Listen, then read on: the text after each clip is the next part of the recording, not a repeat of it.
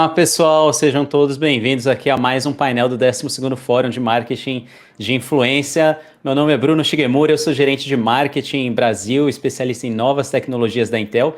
Também aqui comigo eu tenho a Carolina Gutierrez Prado, né, head de comunicação para a Latinoamérica na Intel, e a Mariana Mirra, também sócio-diretora da Planin Comunicação. E hoje a gente vai falar um pouquinho mais sobre como o mainstream está diferente, como criadores de conteúdo estão batendo de frente com a grande mídia. Meninas, sejam bem-vindas. Obrigada. É um prazer estar aqui com você, Bruno, com você, Carol. Acho que esse papo vai ser bem bacana. Obrigada, boa tarde. Vai ser muito bacana o nosso papo, gente. Legal. Gente, como vocês viram, né, nesse último ano, a gente até mostrou aí, a gente teve a possibilidade de assistir a Copa no Mundo direto de uma live no YouTube, né? Que loucura, algo que é completamente fora da nossa realidade, do que a gente poderia imaginar aí se a gente pensasse anos atrás, né? E essa transmissão que foi do canal do Casimiro foi uma forma de mostrar como que esse monopólio da TV aberta, que a gente tão está acostumado, chegou ao fim, né? Então, criadores de conteúdo, realmente, eles estão tão importantes quanto essas mídias tradicionais, né, que a gente está acostumado, em termos, assim, de visibilidade. Então, hoje a gente vai bater um papo sobre isso aqui, um pouquinho mais a fundo, que acho que é um ponto super interessante, né? Gente, vamos lá. Para começar, eu queria saber, assim, o monopólio dessas mídias tradicionais realmente chegou ao fim? O que vocês enxergam disso? Vocês acham que isso realmente é positivo? Qual que é a visão de vocês? Eu particularmente acredito que sim, acabou o monopólio dessas mídias tradicionais, mas eu acho que isso também não significa o fim dessas mídias, né? Elas ainda têm um grande espaço, um espaço muito importante na comunicação das marcas, na questão da informação, das iniciativas sociais, principalmente por causa da credibilidade, né, que elas já têm e que os criadores de conteúdo estão começando a criar, né, de maneira bem individualizada, inclusive. Uns têm mais, outros têm menos. Eu acho que é um movimento super importante a gente ter mais canais de comunicação com o público, né? Esse movimento de tornar mais plural os espaços de comunicação é muito positivo, porque a gente começa a trazer mais pessoas para o centro do debate, né? De assuntos importantes, do entretenimento, como você falou, da Copa do Mundo, né? A gente acaba vendo uma maior democratização da informação e do conteúdo. Então, para mim, é super importante. Com certeza. Não, eu super concordo com você, Mariana. Uma questão que você trouxe, né, é bem verdade, assim, e traz essa acessibilidade de, antigamente, quando a gente olha, quem tinha acesso a divulgar a sua marca nos espaços tradicionais? Só as grandes empresas, grandes corporações e grandes marcas, né? Hoje em dia, uma pequena empresa, né, um microempreendedor, ele consegue fazer uma divulgação, né? Então, principalmente as redes sociais, toda a questão, né, da internet, como a gente conhece hoje, permite com que tanto, enfim, pequenos empreendedores, pequenas empresas, marcas que estão começando, possam, né, divulgar e passar a sua mensagem, o que antes era basicamente exclusivo. E também permite uma questão de colaboração e cocriação, né? Se você olha, né, enfim, o formato antigo, a única maneira de uma pessoa se comunicar com uma mídia tradicional era o quê? Uma carta, né? Enviar carta para o jornal, uma carta para a revista. E não tinha também esse feedback como a gente tem hoje. Hoje em dia, com rede social, você está ali, ouvindo o seu consumidor, você está o tempo inteiro conversando, criando também com ele, né? Então, essa parte acho que trouxe um novo olhar, que nem você falou, também acredito que não é o fim da mídia tradicional, e sim, né, passou por vários ajustes. Hoje em dia a gente acho que convive num formato muito bacana, e com certeza é super importante, né? Assim, até se você olhar os últimos acontecimentos, como ter a mídia, como a credibilidade foi importante, principalmente nesse período que a gente passou, por exemplo, de pandemia, né? Para as informações passarem, né, corretas, para a gente até se manter um pouco mais de calma num período de crise desse tamanho. Mas os criadores de conteúdo, especialmente, né, nas novas plataformas, eles permitem uma cocriação e um diálogo que eu acho que nunca foi visto antes. Com certeza. Muito bom. Bom, temos uma pergunta aqui, que é, na verdade, sobre esse investimento, né? Então, eu queria saber também o que vocês acham que hoje em dia a gente tem novas plataformas, novas maneiras de investir, e muito dependendo do público e da audiência que a gente quer conversar. Então, como é que vocês enxergam esses novos formatos de consumo de informação? Não sei, Chig, se você quer começar? Claro, posso sim. Eu acho que, assim, principalmente na visão da empresa, né, da Intel, o nosso foco de investimento de marketing Hoje é praticamente todo online, né? A gente não participa tanto daquele investimento tradicional de, como até você comentou há um tempo atrás, que a gente via em revistas, que a gente via em jornais, né? Que é aquele marketing muito mais tradicional mesmo, porque realmente boa parte do nosso público está conectado, né? Faz parte do digital, consome conteúdo através do digital, então é natural que o nosso investimento esteja locado mais nessa parte do online mesmo. Então, acho que a gente aprende realmente com esses novos formatos que a gente está vendo de como esse público consome conteúdo, como esse público consome informação, para que o nosso investimento de marketing faça muito mais sentido, seja muito mais direcionado a eles. Eu acho bem importante, a Carol até mencionou um pouco disso na primeira pergunta, mas quanto mais vozes e mais plataformas de comunicação a gente tiver, mais oportunidades a gente também tem de ouvir o diferente, essas opiniões que a Carol comentou, essa oportunidade da cocriação, da colaboração, a gente começa a criar novas formas de enxergar o mesmo assunto, né? Começa a ter acesso a outras maneiras de entreter. E isso abre um leque de opções para as marcas, que é muito importante, né?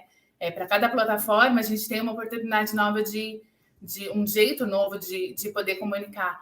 E uma coisa que eu acho que e aí eu acho que vocês conseguem falar muito bem também, é assim, as redes sociais, os criadores de conteúdo, eles mudaram a dinâmica da comunicação num ponto que a gente quer cada vez mais informação, cada vez mais rápido. Então, dentro das empresas, essa rapidez de gerar comunicação com o público também mudou, né? A gente alterou as expectativas das pessoas em relação a essa velocidade de informação, e aí as empresas precisam também se adequar para suprir toda essa necessidade para realmente estar inserida dentro desses ambientes, né?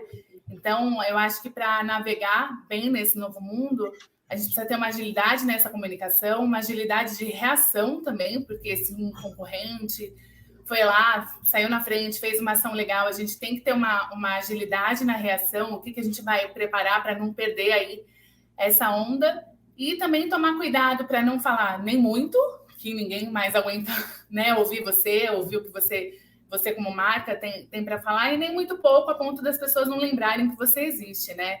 Acho que tem uma dinâmica muito diferente. Eu acho que o Brasil manda muito bem, para ser bem honesta, assim, a gente vai para outros lugares, a gente vê como que outros países ainda estão lutando, né? Entender como que funciona esse ambiente. O brasileiro é muito conectado em relação a outros países. E a gente está navegando muito bem, mas é uma coisa que a gente vai evoluindo. A gente está cada vez mais buscando entender como que funciona, até porque, gente, conteúdo, redes sociais, essas plataformas, elas mudam o tempo inteiro, e a gente tem o tempo inteiro.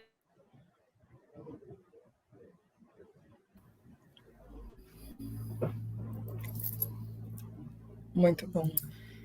Vamos lá. A gente comentou do Casimiro, e live blogging, live streaming. Na visão de vocês dois, que estão aí do lado da marca, né? São estratégias legais, são interessantes para o marketing de vocês? Ou do mercado de forma geral? O que vocês acham?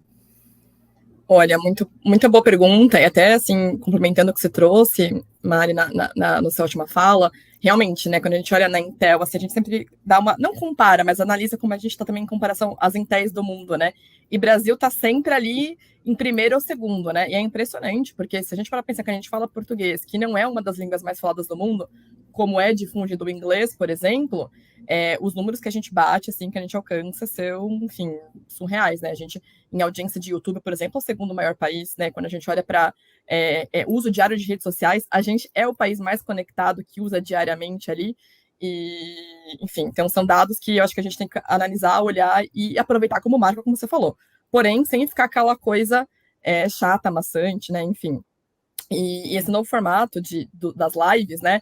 Eu acho que elas tiveram esse boom muito grande na pandemia, por causa do lockdown, etc. Teve um momento que houve uma saturação também, mas em alguns nichos, em alguns mercados específicos, ainda é muito usado, né? Até trago o Chig para comentar da questão do público gamer, né? Então, uma das audiências que a gente tem principais na Intel é o público gamer, que é um público super conectado, super apaixonado, que eles se relacionam com a marca, que nem você falou, de uma maneira assim, muito esperam a gente lá toda hora conversando, ter essa troca, ter, né, essa cocriação, e tem sido uma estratégia que a gente tem sido usado, né, Chig, nos últimos tempos aqui na Intel. Exato, exatamente. E assim, adorei o que você falou, porque realmente eu acho assim, o brasileiro, além de ser um povo muito criativo, é um povo que consome muito conteúdo, né? Diariamente, é exatamente o que você disse.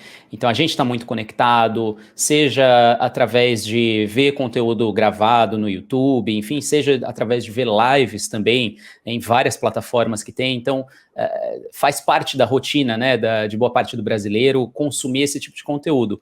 Então, o streaming, sim, é super importante hoje, né? E principalmente o criador desse tipo de conteúdo, ele sabe da diferença de não fazer o editado, né? De fazer o ao vivo, de conseguir, por exemplo, manter o público engajado, né? Naquele momento, algo que é muito difícil, porque ele pode. Claro, ele sabe que ele está disputando a atenção dessa pessoa, desse viewer, né? Dessa pessoa que está assistindo, que rapidamente ele pode ir para um outro canal, perder a atenção, então é muito difícil para ele, então ele sabe dessa demanda.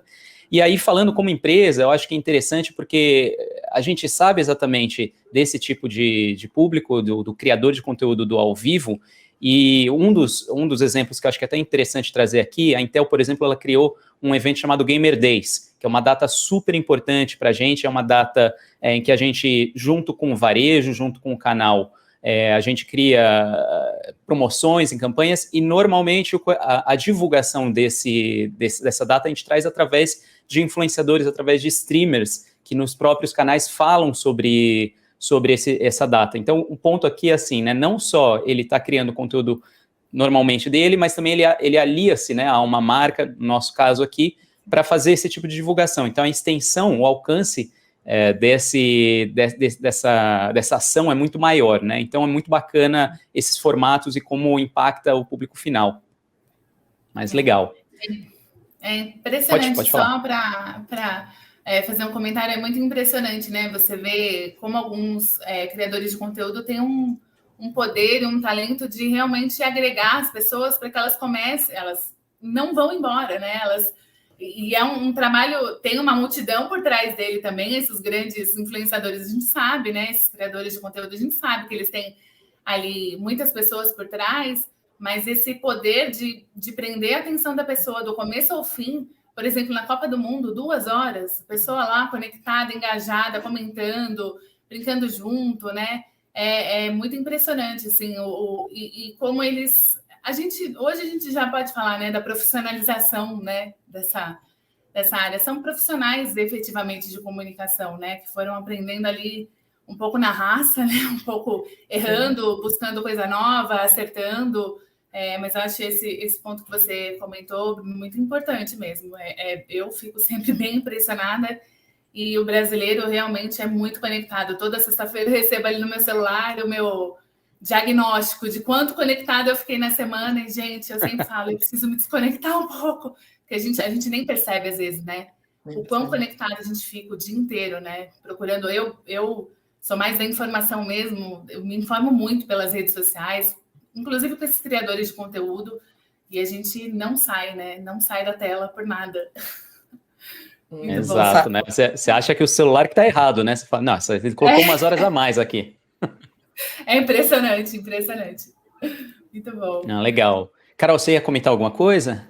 Não, eu só concordo super que essa é uma questão, assim, da gente olhar, né, como a gente, e aí essa questão da marca, né, como você se alia ao criador de conteúdo para que o conteúdo seja relevante para a audiência, né, e eu acho que nos últimos anos, assim, de experiência que a gente tem tido, que eu, enfim, de aprender, né, errando, aprendendo, acertando, enfim, nesses períodos, é de que ter o criador de conteúdo, eu brinco, com parte do seu time de marketing, sabe? Você não pode enxergá-lo como uma mídia tradicional, né? Que você vai lá, põe um banner, põe uma foto, uma imagem bacana, e é isso. Não, você tem que trazer ele para entender o que você quer passar, qual que é a mensagem, qual que é o produto que você quer vender, e aí junto co-criar realmente, né? Então, que ele traga para você, ela, enfim, a ideia, a maneira que mais se adequa a audiência dele, porque ninguém conhece melhor a audiência do que o próprio criador de conteúdo. Então, acho que essa é só uma dica aí que a gente tem, né, tentado trazer, eu sempre brinco, assim, a gente tem na Intel o time azul, né, que são os nossos embaixadores, nossos influenciadores, e eles que, né, o briefing, assim, a gente passa, explica o que a gente quer falar, e eles que trazem. A gente nunca vai falar assim, eu quero um vídeo XPTO, ou tanto. Não, a gente espera que eles tragam, isso aqui vai ser melhor um Reels, vai ser melhor sei lá, uma live, né?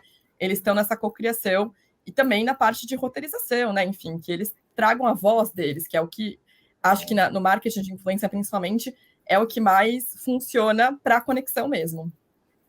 É porque eles também são um produto, né, Carol? E se eles não. Se a gente colocar uma ideia diferente da comunicação deles com o público deles, eles vão perder o público deles, né? Então, eles também são um produto. Isso é uma coisa um pouco. Não que as mídias tradicionais não sejam produtos também, mas é uma relação diferente. A sensação que eu tenho é assim: as mídias tradicionais se moldam um pouco mais para as marcas, e no caso das marcas, com as redes sociais, com os criadores de conteúdo.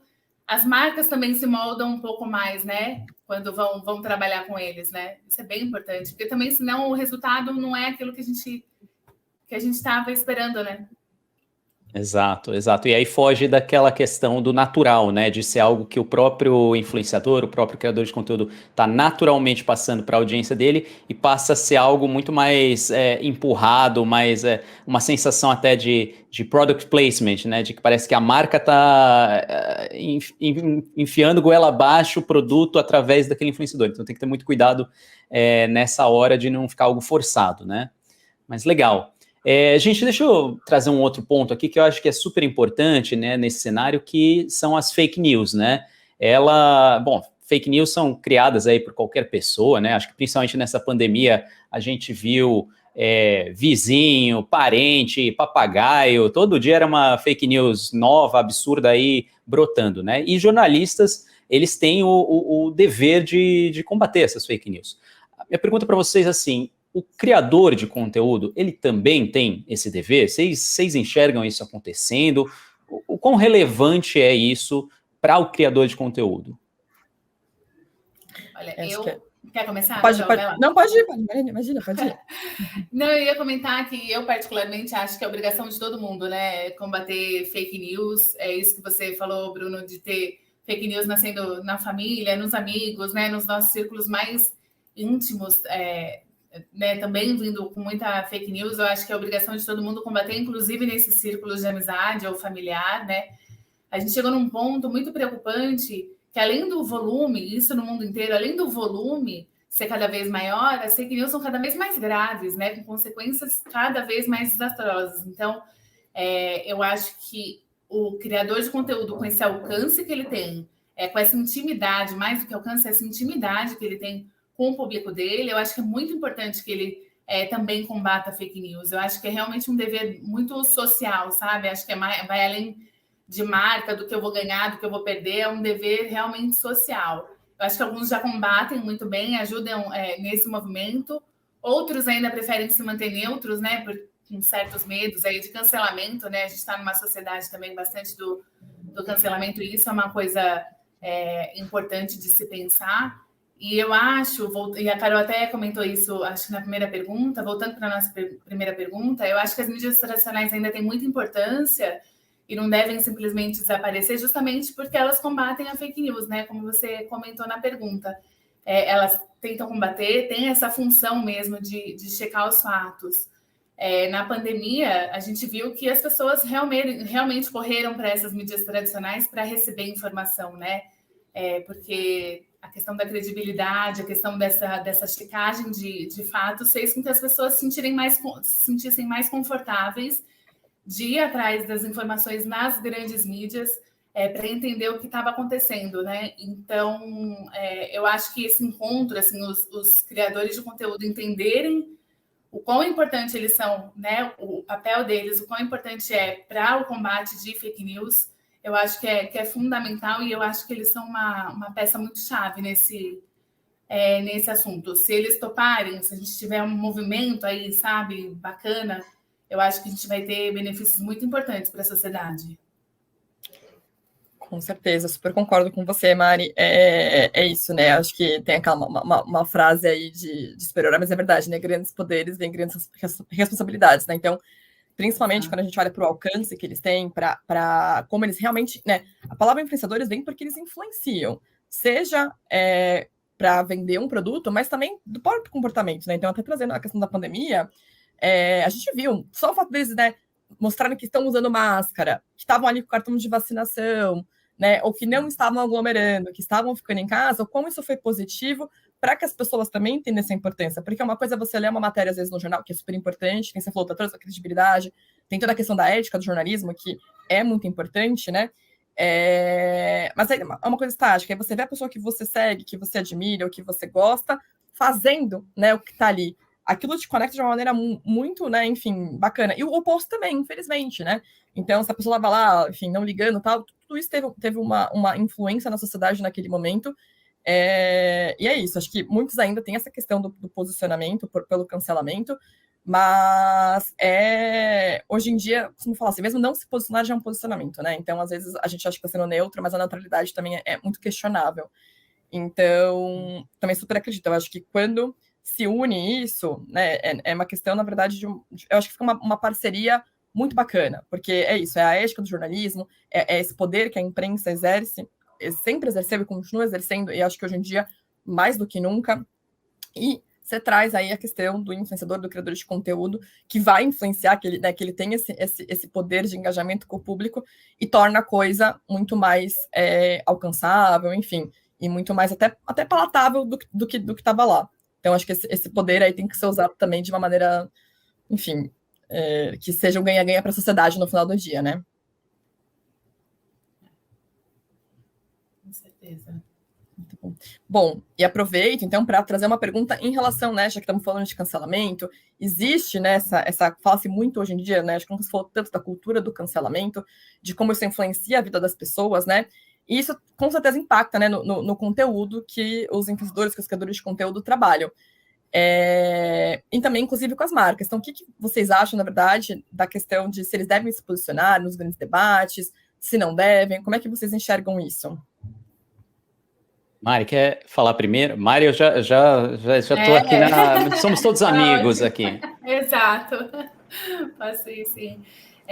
A gente hoje, nessa questão de cultura de cancelamento, a gente já ouve bastante, né? Que a questão não é se a gente vai ser cancelado, ou uma marca vai ser cancelada, mas quando, né? Porque a cada 5 minutos alguém está sendo cancelado. Eu acho que a gente tem que tomar um pouco, aliás, muito cuidado com a cultura de cancelamento, para que ela não nos impeça de enxergar o que é efetivamente, por exemplo, um discurso de ódio, uma propagação de ódio, como a gente está vendo muito, e o que é um erro cometido por alguém, né? Porque erros acontecem, as pessoas, elas...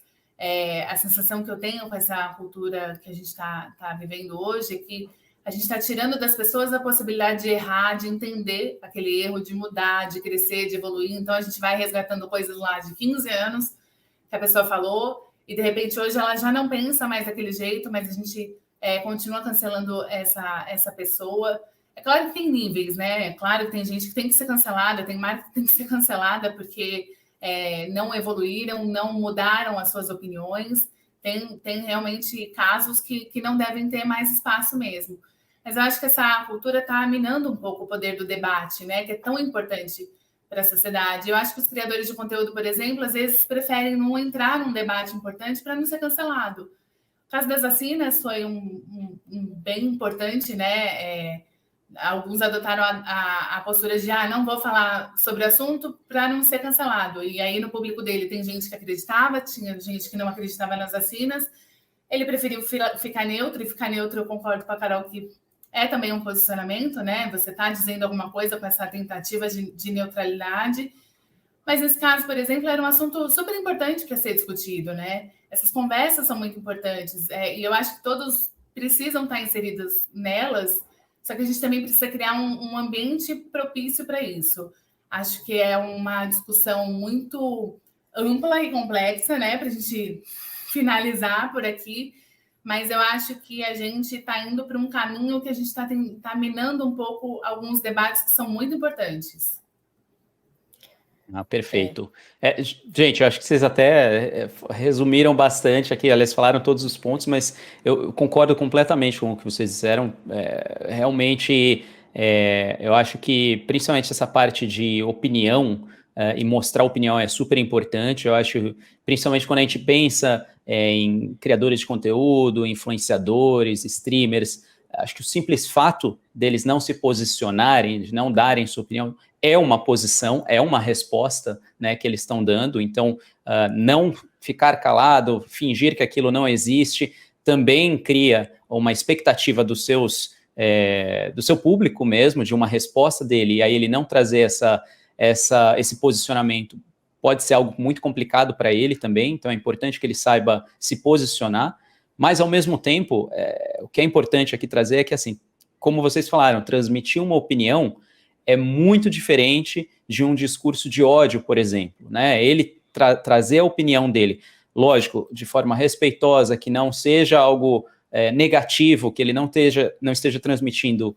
ódio ou levando, enfim, incitações aí para algo extremamente mais sério, são coisas diferentes, então não podem ser misturadas, tem que tomar esse cuidado também, como você falou, né, Maria, assim, o cancelamento, eu acho que muitas vezes o pessoal puxa algo do passado dele que hoje já não é mais a realidade dele, que ele já aprendeu com o erro do passado, mas que muitas vezes é retomada essa história de algo assim que já mudou e que muitas vezes não é mais aplicável, mas que é o suficiente para cancelá-lo mais uma vez ou novamente. Então isso tem que ter esse cuidado, salvo exceções, lógico, da gravidade do que aconteceu, mas precisa ter esse cuidado. E eu acho que um ponto interessante também de falar sobre cancelamento é principalmente falar de valor. Eu acho que quando o criador de conteúdo ele dá a opinião, ele cria um certo valor, né? E as marcas hoje, elas estão atentas com esse tipo de valor que aquele criador de conteúdo cria, né? Então, principalmente porque a marca ela quer aliar a visão, o valor dela com o que esse profissional está fazendo, né? Então, se aquilo não tem essa conversa, se não bate, se não faz esse match, realmente não acontece a magia, né? Não tem nenhuma marca vai querer estar junta com um criador de conteúdo que tem uma visão contrária a ela, né? Inclusive a gente, né, na Intel, nossos influenciadores, eles transmitem os nossos valores, não só as mensagens, mas principalmente os valores que a Intel tem. Então, acho que isso é muito importante, principalmente para esse profissional, saber o que ele está falando, o que ele está transmitindo para o público dele, quais são os valores dele que ele está trazendo, exatamente para entender. Isso tem a ver com as marcas que, enfim, ele pode fazer parcerias, estar junto, ser um embaixador, um influenciador dessa marca. Acho que esse é um ponto muito importante também para ele considerar. Você quer comentar alguma coisa, Carol? Não, excelente, concordo super com o que vocês falaram. Eu acho que essa é um ponto super valioso, né? A gente saber separar. E é isso, né? Acho que a internet, ela foi sempre. Acho que ela começou sendo terra de ninguém e hoje em dia está mudando, né? Óbvio, é uma mudança que precisa acelerar em algumas questões, mas a gente vê a diferença, enfim, até do próprio, né, enfim, disseminação de informações e tudo dos últimos anos. Então, acho que é um caminho bacana que a gente está construindo também, né? Com certeza.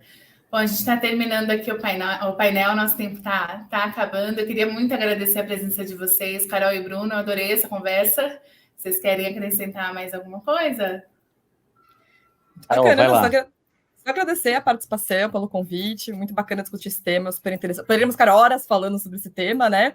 E, sim, enfim, eu acho que o conselho final é, se sua marca não tem, acho que uma estratégia ainda olhando para os criadores de conteúdo, com certeza precisa correr atrás para ter.